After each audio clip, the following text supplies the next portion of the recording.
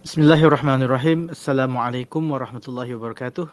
You're with me now, Dr. Muhammad Husni bin Muhammad Amin, Fellow at IKIM Center for Science and Environment Studies, KIAS, on Radio IKIM English Section Program, Great Works of the Muslim World, produced by Hajah Maslina alias. We're airing every Sunday, 5 p.m. Kitabul Manazir, or the Book of Optics, is a 7-volume treatise on optics and other fields of study composed by Ibn Haytham, known in the West as AlHasan or AlHasan, who was born in 965 and he died in 1040, which makes him 11th century.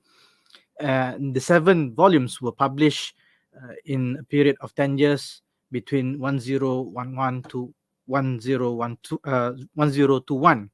So one of the most significant contributions of Ibn al-Haytham in this work is the theory of vision, which has become a fundamental component of optics in modern science.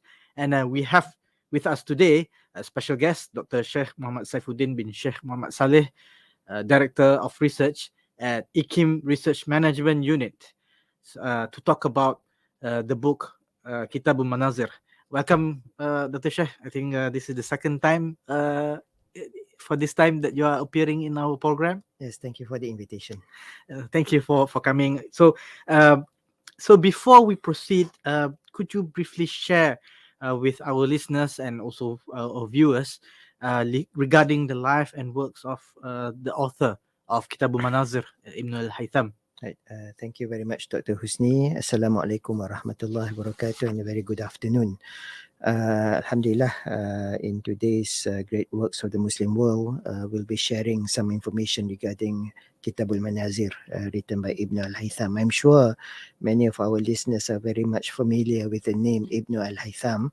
He's one of the luminaries from the golden age of the Islamic civilization, and one of the big names that are also being that is also being referred to by scholars of the West.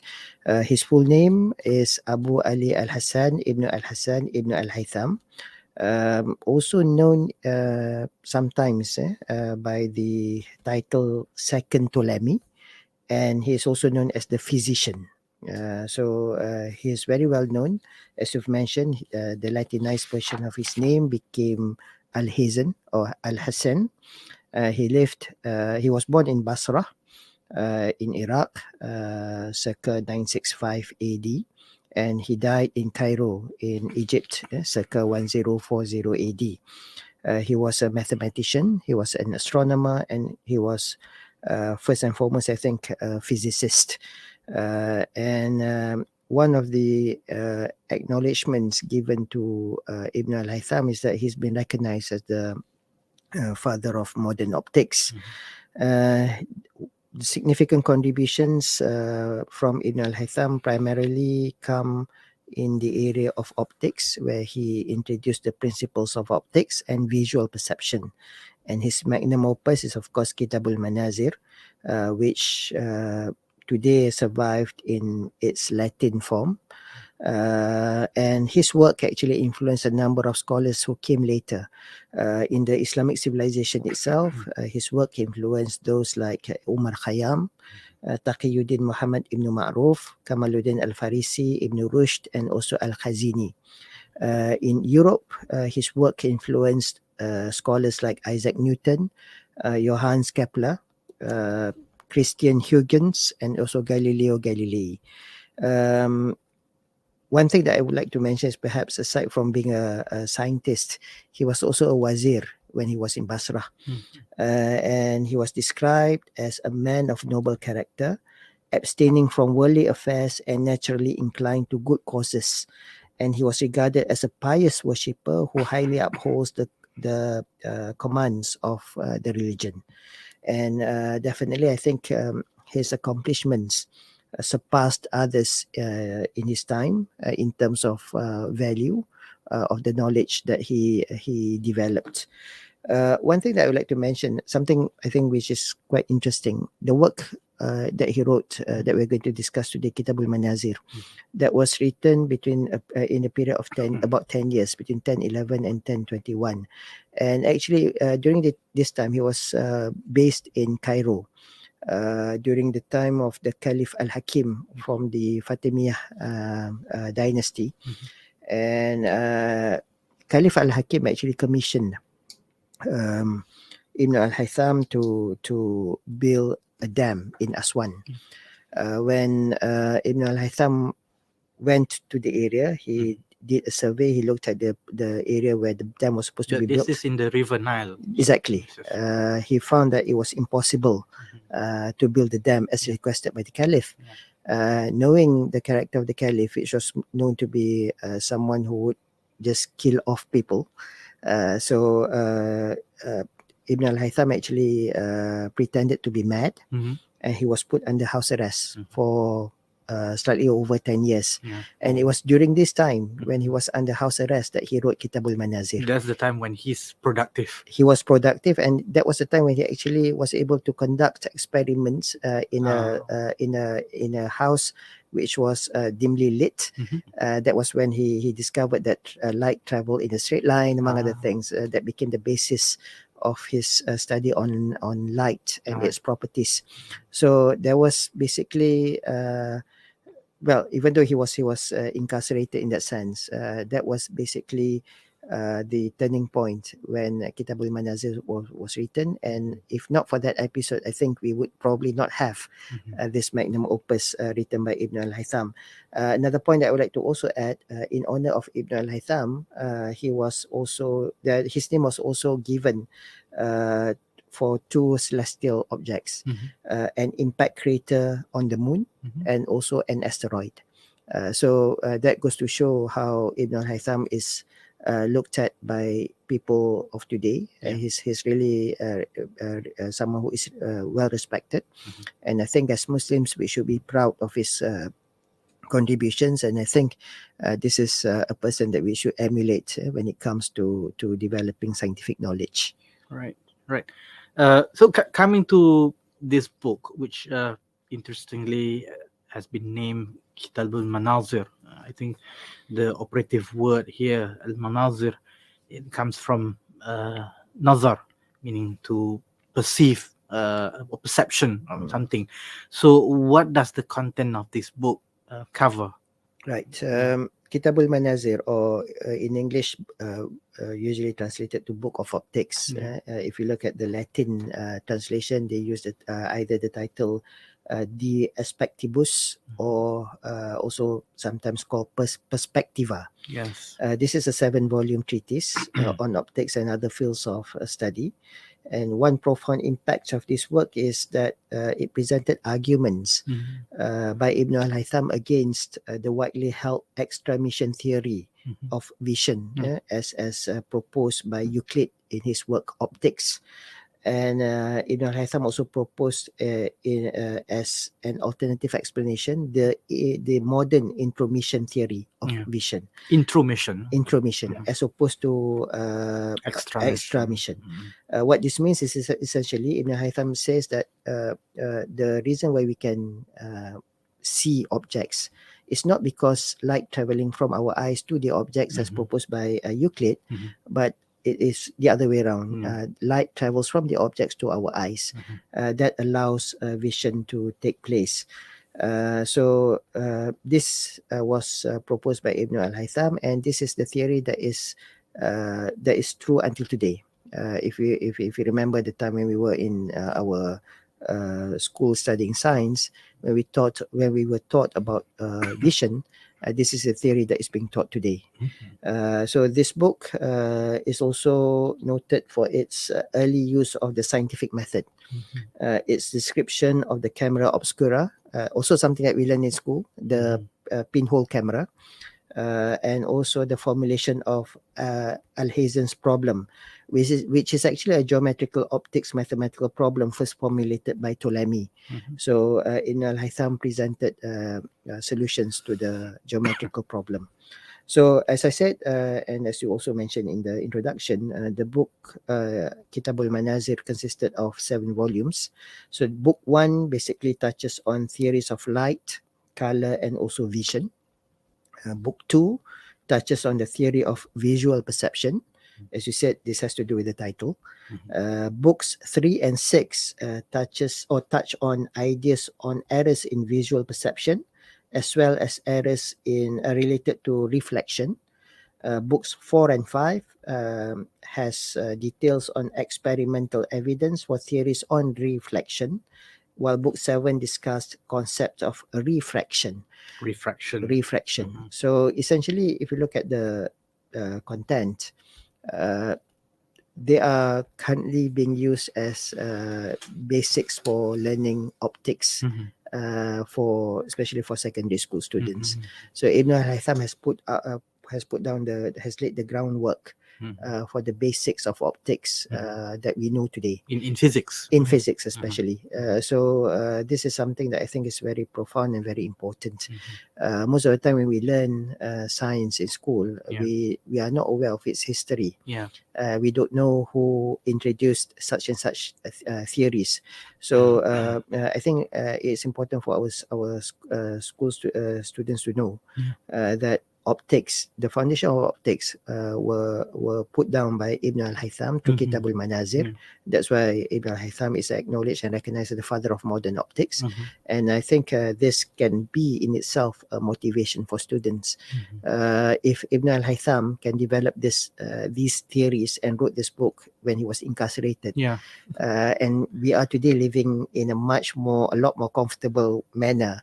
There's no excuse actually for us not to be able to master this particular field of knowledge. I like what you say that when you put it like that, because many of the great works they were produced during times of adversity and hardship. Exactly. I think in the same manner that Ibn Haytham produced this book when he was placed under house arrest. I think the one that Isaac Newton, he was hit by the apple and he came up with the theory of gravity. That during the time when there was a plague, I think there was an epidemic going around there in Europe.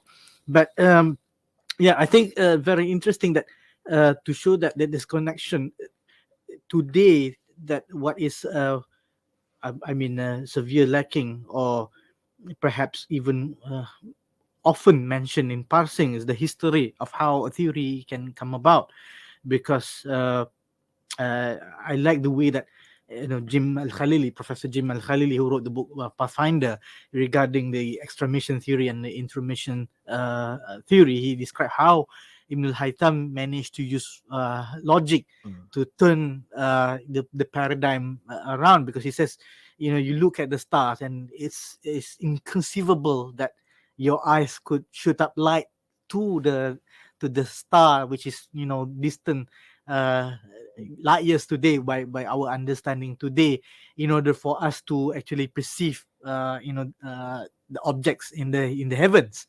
So rather that is the, I think he introduced us in his scientific method the use of reason, logic, to come up with significant theory. So coming back to my moving on to the next question, Ibn al-Haytham, well, you have mentioned is a couple of names just now, his influence, people like Omar Khayyam, Ibn Rushd. We just had an episode on Ibn Rushd in the previous one, and Johannes Kepler up to Galileo Galilei, and the thing is, Ibn Haytham has been regarded as progenitor of critical thinking. So, what do you think was the prime motivation for Ibn Haytham to write his book, which we regard today as his magnum opus? Right. Yeah. I think that's something that we really should be giving attention to when it comes to motivation to come up with a magnum opus like Kitabul Manazir. There definitely has to be something that spurs or spurred Ibn al-Haytham. Yeah. From my reading, Ibn al-Haytham was motivated with the desire to resolve the various conflicting views among scholars, both his contemporary and also scholars of the past, especially regarding the theories of visual perception. He described his attitude towards these conflicting views as that of a reserved watcher who believes that there can only be one truth, which may have been missed by all other parties. And he attributed these conflicting views that were present during his time to the different approaches used by different investigators. In other words, what he was saying is that there was no standard um, scientific method. Yeah. And this became his motivation. That is why Ibn al-Haytham realized the importance of the need for a standard scientific method. So when people start to use one single scientific method, that they can replicate and test a particular theory instead of having various kinds of methods, various kinds of approach, which may lead to different kinds of theories. So from his point of view, the correct method would pave the road to for an investigator to reach the truth. And failing this, the investigator would stray away from the truth. So in Kitabul Manazir, Ibn al-Haytham wrote, I realized that I would not reach the truth except through views built over undoubtful sensual observations within a rational framework of inference. And this became the basis for critical thinking. He uses his perceptions, his sight, among others, to build, to come up with observations. And from this, he came up with inferences, which he later tested using experiments.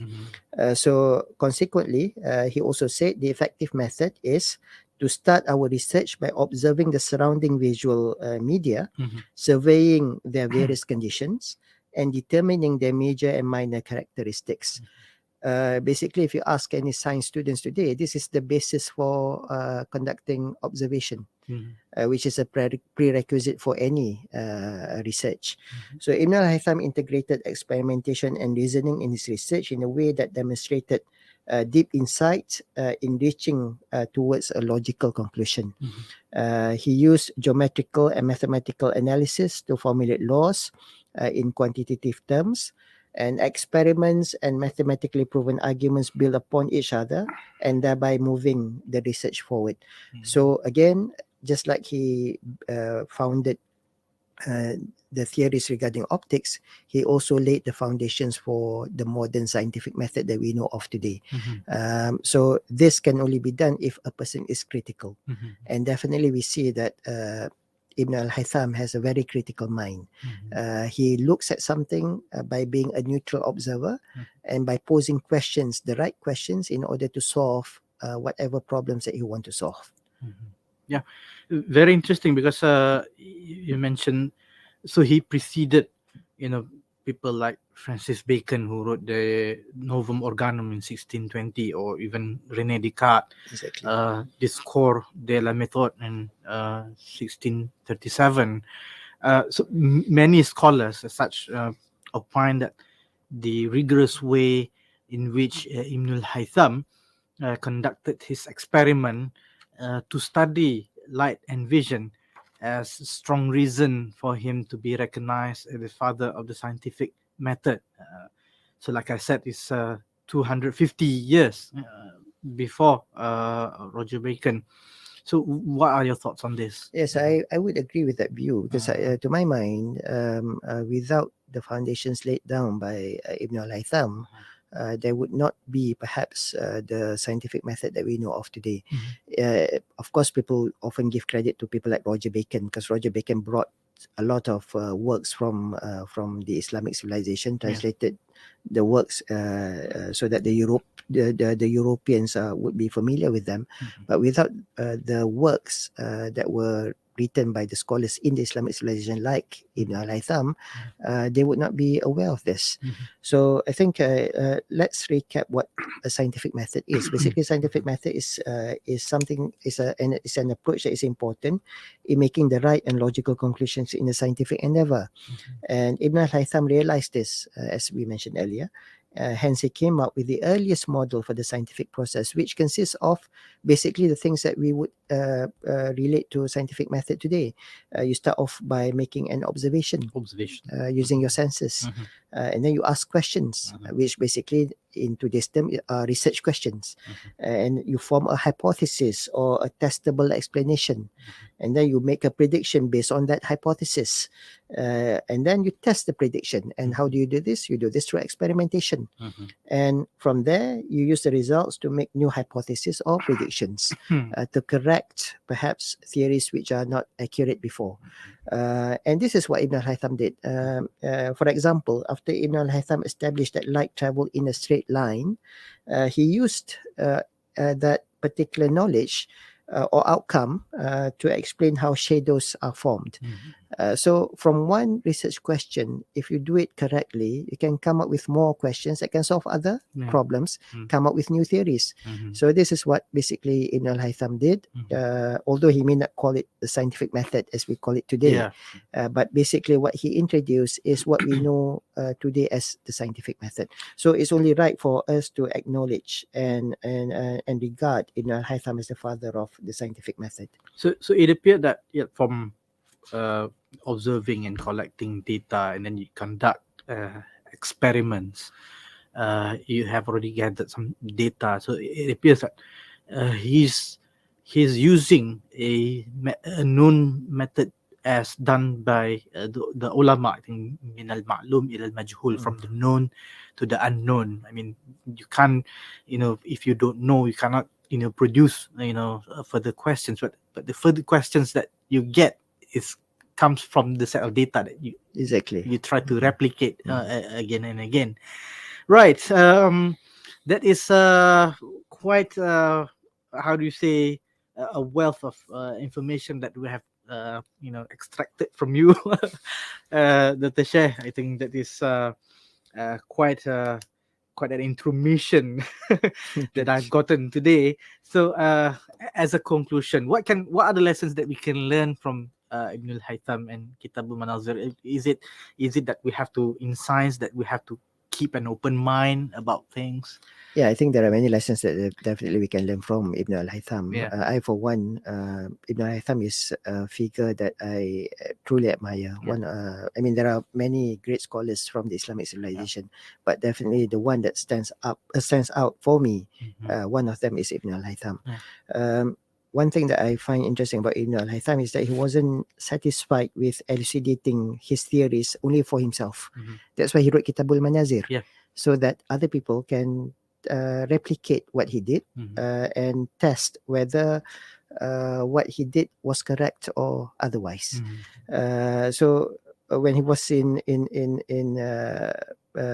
he was under house arrest for about 10 years or so, he actually wrote Kitab Al-Manazir to put in all his methods of doing all the experiments, and also the ideas that surround his experimentations. And anyone who read his work would have instruction on how to repeat every single one of his experiments. So in other words, basically you're looking at his experiment manual, something that is, I think, quite rare to find from early scientists. So essentially his message was, don't take my word for it, see for yourself. Do it for yourself, and then see whether what he did was correct or otherwise. And you quoted Jim Al-Khalili, who is professor of theoretical physics, if I'm not mistaken, said that this was the moment that science was summoned into existence and becomes a discipline in its own right. So what Jim Al-Khalili is saying is that basically science was given birth when Kitab Al-Manazir was written. If not for Kitab Al-Manazir, then the science that we know of today would probably be somewhat different. So I think that is, I think, one of the biggest contributions of Ibn al-Haytham in the context of the development of science and also scientific knowledge. Perhaps I would like to end by quoting from Ibn al-Haytham. He said, the man himself. This is from Kitab Al-Manazir, translated into English. in modern lingo. Okay. Okay. The duty of the man who investigates the writings of scientists, if learning the truth was his goal, is to make himself an enemy of all that he reads and attack it from every side. So this first quote basically highlights that when you study knowledge, you have to be you have to be critical, Mhm. and you should not be biased. Mhm. Because this is what he wrote further. He should also suspect himself as he performs his critical examination of it, so that he may avoid falling into either prejudice or leniency. Because when we are biased, we are prone to becoming prejudiced or becoming lenient. Yeah. So I think these two quotes highlight the qualities that should be present within a scientist Mhm. in particular, and also for any scholar in general. We have to make sure that we are not biased. We have to be critical. We should not be taking sides when we try to argue for something. But more importantly, whatever that we argue has to be backed up by evidence that is replicable in the context of science. All right. So I think these are some of the lessons that we can learn from Ibn al-Haytham. Right. Thank you again, Dr. Shah. My pleasure. All right. So that concludes our series. That's the episode today. So I'm Dr. Muhammad Husni bin Muhammad Amin, fellow at Ikim Center for Science and Environment Studies, KIAS, and we had just now Dr. Sheikh Muhammad Saifuddin bin Sheikh Muhammad Saleh, Director of Research Management Unit at IKIM. And this program was produced by Hajjah Maslinah alias.